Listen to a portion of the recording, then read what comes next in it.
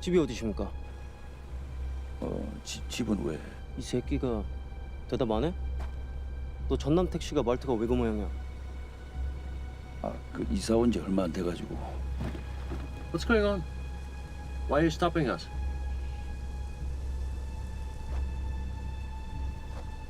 야 4년제 이 새끼 지금 뭐라는 거야? Where are you going? 저는 책을 많이 읽지는 않았습니다. 학교 다닐 때 정서불안으로 먼 산만 보다가 보통 애들보다 글 쓰는 게 뒤떨어졌습니다. 생각나는 것을 표현하기가 매우 어려웠습니다.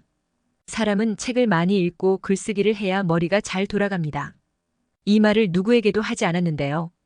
꽤 충격적인 이야기라서 괜한 사회적 무리가 발생할까 해서 말하지 않았습니다. 누가 찾아오면 어쩝니까? 그 시대는 어제 도깨비불이 나타났대라고 소문이 무성하던 시대입니다. 이제 70년대 일이지만 4세 5세 때 군사정권 시절 사복 경찰들이 한적한 마을로 차를 몰고 왔습니다. 마을 냇가 다리에서 차를 세워놓고 공포탄을 2발 쏘면서 나오는 새끼들은 다 쏴 죽인다는 엄포를 하고 나서 어머니와 옆집 아이들과 저는 화장실에 숨었습니다. 그들이 마을에 5번은 찾아왔습니다. 그리고 트렁크에서 사람을 꺼내서 몽둥이로 개 패듯 타작해서 냇가 도랑가에 사람을 버렸습니다. 20세로 보이는 장발의 남자가 도랑가에 눈을 뜬 채 누워있고 숨은 쉬고 있었습니다. 그리고 그 사람이 사망하고 나서 마을에서 장례를 치러주었습니다. 그리고 그 이후 또 한 명이 사망한 것으로 보입니다. 마을은 공포의 순간이었습니다. 어느 날도 찾아왔습니다. 차 트렁크에서 사람을 꺼냈습니다. 그리고 밧줄로 묶여 있습니다. 저는 호기심이 강하기 때문에 두려움과 공포를 무릅쓰고 서서히 다가갔습니다. 설마 아이까지 죽이지 않겠지 하는? 다가가자 사복 경찰 2명과 잡혀온 사람이 무릎 꿇고 앉아 있습니다. 한 경찰이 저에게 이름이 뭐냐 영아하며 권총을 손에 쥐어주고 잡혀온 사람 이마에 조준을 해주면서 쏘라고 시켰습니다. 10초 동안 멍하니 그러다 순간 내면에서 두려움과 공포심이 들었습니다. 그리고 폭풍 같은 눈물을 흘리며 울고불고 잘못했어요. 엉엉엉. 그러자 잡혀왔던 사람이 야 새끼들아. 애한테 무슨 짓이야. 영화의 한 장면 같은 모습입니다. 그리고 경찰은 총을 건네받고 집에 가라고 하며 그들은 그 사람을 데리고 마을을 떠났습니다. 그리고 또 한 번도 그들이 왔었던 것 같습니다. 영아 집에 가라고 말합니다. 그리고 그 뒤로 그들이 다시는 찾아오지 않았습니다. 두려운 순간에 연민을 느꼈던 것은 어느 날 어머니와 창경원 또는 동물원에 갔을 때 정말 담장이 없는 물이 가득한 장소에 하얀 북극곰이 있었습니다. 그 모습을 볼 때 북극곰 표정은 온수해 보였습니다. 조금 두려움이 밀려왔지만 연민을 느끼고 용기를 내어 북극곰에게 다가가 빵 조각을 건네주며 쓰담쓰담했습니다. 내 먹을 빵을 다 줘버렸습니다. 그리고 어머니가 불러서 나왔습니다. 그때는 여름인데 팬티 차림에 줄무늬 러닝 차림으로 활동했습니다. 45세 때 고아원에서 1년 동안 살았습니다. 1년 일한 세월을 가늠할 수 있던 것은 꽃이 피는 봄이 왔으며 무더운 여름이면 비가 왔습니다. 쌀쌀한 가을이면 낙엽이 떨어졌고 이내 겨울이 되어 눈이 내렸습니다. 연말이 되자 잘생긴 아저씨들이 와서 빵과 콩과 설탕과 맛있는 것을 주었습니다. 그리고 다음 해에 막을 내렸습니다. 저는 고아원에 입소하면서 매일 문지기 역할을 했습니다. 누가 시킨 것도 아닌 자발적으로 철창 대문 앞에 나가서 보초를 섰습니다. 매일 대문 앞에 나와서 회색빛으로 펼쳐진 전경을 보는 것은 다름 아닌 어머니가 오시길 희망하며 대문에 나와 문지기처럼 앉아있다가 저녁이 되어서야 비로소 방에 들어옵니다.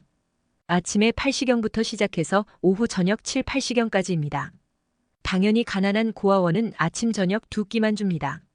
작은 공깃밥 1개의 반찬이란 건 간장 종지 하나입니다. 저는 매일 한 끼는 놓치고 한 끼만 먹고 생존했습니다. 어느 날은 일요일 나와 동갑내기 여자아이가 저를 부르며 영아 밥 못 먹었지 내가 밥 해줄게. 저는 그 아이의 이름도 모르는데 저의 이름을 알고 있습니다. 제가 하는 일이라곤 대문에 보초 서는 것뿐이었기 때문이죠. 아이들과 어울려 놀지는 않았습니다.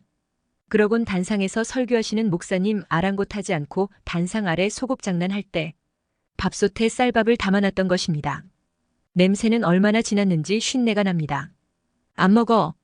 대문 앞에서 장장 11시간 12시간씩 앉아 멍하니 회색빛 전경을 바라보며 단 하나의 일념으로 어머니가 오시길 바라봅니다. 누나들은 말하길 내 딸이 되면 엄마가 온다고 속였습니다. 매일 오전 오늘 엄마가 오고 있다 믿음을 가지고 오전에 안 오면 오후에 오고 있다는 믿음을 가졌습니다. 그리고 해가 저물어 내일 오겠지 하며 방에 들어옵니다. 또다시 매일 어머니가 오고 있다는 일념 하나만을 가지고 집중합니다. 아이 때는 생각이라는 단편적입니다. 생각이 아니라 끊이지 않은 느낌으로 오고 있다. 올 것이다 오고 있다는 느낌을 가져봅니다.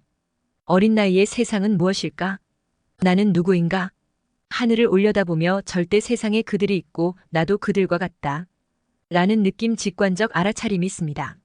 성장을 하면서 학교를 가고 성인이 될 때 인간은 수만 가지 생각이 많아집니다.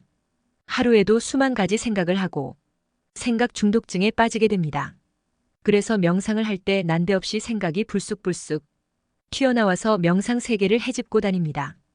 여러분이 시크릿이 처음 등장할 때 좋은 생각, 좋은 마음으로 창조를 구현해 보았을 것입니다. 이론적으로는 정법이지만 실기는 참담하다는 것을 알게 됩니다. 더 나아가 그 모든 것을 내려놓고 비로소 내면으로 들어가는 여행을 시작하는 것입니다. 초창기 시크릿은 떡밥이었습니다. 그리고 진짜가 제2장 서막을 열어가는 것입니다. 많은 사람들을 꼬드겼겠지요. 진실은 말이야 제2장에 있어. 크크크. 이봐 어렵게 매일 에너지 소모하면서 심상할 필요 없어. 그냥 다 내려놓고 편하게 고요히 여기 앉아봐. 벤치에 앉아있던 방콕에 앉아있던 내 마음대로 해. 아무 생각 없이 편안히 쉬는 게 정말 쉽지. 생각이라는 놈이 간혹 튀어나오긴 합니다. 예, 그게 답입니다. 하늘을 올려다보며 절대 세상에 그들이 있고 나도 그들과 같다. 라는 느낌과 직관적 알아차림이 있을 때 그들이 나를 보살펴준다는 느낌을 받습니다. 그러나 살아보건대 수호천사든 그 절대 신이든 어떤 신이든 존재의 흔적을 찾아볼 수 없을 정도로 고통의 연속이었습니다. 비로소 나만의 착각에 빠져 산 것입니다. 그리고 내 인생은 마법처럼 자동적으로 이루어진다는 믿음 또한 착각이었습니다. 14세 때 비로소 내 인생은 스스로 개척해야 한다는 것을 뒤늦게 깨닫습니다. 고아원으로 돌아와서 어느 날 원생 아이 하나와 저와 방에 있었습니다. 그 아이가 장난감 소방차를 건네주면서 이것 너 가져. 그 아이에게는 그 장난감이 짐이 된 것 같습니다. 우울한 기분이겠지요. 저는 거절했습니다. 안 해. 그러자 그 아이는 폭풍 같은 눈물을 흘리며 울고 있고 저 또한 덩달아 울고 있습니다. 원장 누나와 간부들이 와서 싸웠냐 따지고 자초지종 털어놓았고 너는 왜 장난감을 주는데 왜 안 받아? 끝끝내 따지길래 장난감이 불쌍해. 왜 불쌍한데? 나는 엄마를 기다리기 위해서 대문에 나가 있어야 돼. 단편적인 몇 마디를 했습니다. 그 뜻은 나는 엄마를 기다려야 해. 장난감을 보살필 수 없어. 장난감을 보살피지 않으면 장난감이 슬퍼할 거야. 결국은 벌칙으로 오줌을 먹게 되었습니다. 장난감을 받지 않은 것은 장난감이 살아있는 유기체 생명체는 아니지만 어린 나이에 하나의 의식이 있다고 간주한 것입니다. 아주 어린 나이는 자연과 자신을 분리하지 않고 하나의 연결로 봅니다. 성장하면서 계산을 하고 모든 것을 분리하게 됩니다. 저는 매일 오전부터 저녁까지 대문 앞에 가만히 앉아 있으면서 어머니가 오시기를 단 하나의 의식만 쏟아부었습니다. 윗바사나 집중 명상 정도 되겠군요. 장난감이 애물단지처럼 귀찮기도 하고 보살펴주지 않으면 장난감이 슬프고 외롭다고 느꼈기 때문인데 주의력을 장난감에 쏟고 싶지는 않았습니다. 단 하나 어머니가 오시길 희망을 고대하며 멍하니 앉아 있는 것입니다. 아무것도 생각하지 않고 아무 것에도 주의력을 두고 싶지 않았습니다. 반면 어머니가 오시길 온 주의력을 집중했을 뿐입니다. 그리고 그런 일이 있고 나서 19세 누나는 엄마에게 보내주자. 21세 바지 사장 원장 누나는 안 된다. 결국은 둘이 머리끄덩이 잡고 바닥에 나뒹굴어 싸움이 났습니다. 그리고 다음 해에 어머니가 오셨고 저는 숨었습니다. 그러다 엄마 간다 하니까 뛰쳐나와서 울고불고 달려옵니다. 원장 누나가 뜨개질을 하면서 아무 말을 하지 않고 원장 누나 뒤에 신발장이 있는데 내 신을 주지 않는 것입니다. 그리고 뚫어지게 저와 어머니를 노려봅니다. 저는 그때 어머니도 있겠다 도발을 했습니다. 전혀 내 신발 안 줘. 그러자 원장 누나는 폭풍 같은 눈물을 흘리면 저는 미안한 감이 들었습니다. 평소에 간혹 사랑스럽게 이뻐해주고 아껴주었으면 그러지 않았을 것인데 인간들은 사랑을 하면서 학대를 합니다. 왜냐면 원장 누나도 고아원 출신으로 보입니다. 그녀가 사랑받고 자라지 못했던 것입니다. 친인척은 그런 말을 합니다. 엄마를 따라가면 너 죽는다. 하물며 동네 할머니가 어머니에게 쌍욕을 박는 날도 있었는데 애새끼 죽이겠다. 말 살아남지 못했을 것입니다. 외가집 집안이 몰락할 때 인간의 심리와 정신도 이미 몰락의 길을 따라가고 있고 어둠의 에너지가 사람의 정신까지 마인드 컨트롤 심리 조작을 해서 바른 길을 가지 못하게 합니다. 우리가 깨어남의 과정 속에서 기억하지 못했던 어린 시절 기억이 아지랑이처럼 한 올 한 올 희미하게 떠오르게 됩니다. 나는 죄를 지었구나. 동물을 해코지했거나 학대했다거나 이러저러한 죄목이 떠오를 것입니다.